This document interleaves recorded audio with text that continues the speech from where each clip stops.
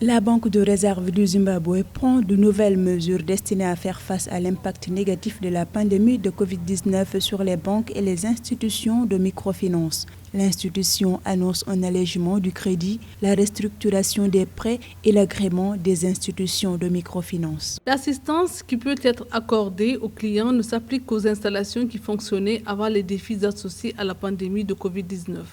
Ces installations restructurées continueront d'être considérées comme performantes après l'allègement et aucune provision supplémentaire ne sera facturée. La Banque centrale est venue préciser que les banques et les institutions de microfinance sont tenues de lui soumettre des analyses portant sur les conséquences économiques et financières liées à la crise sanitaire.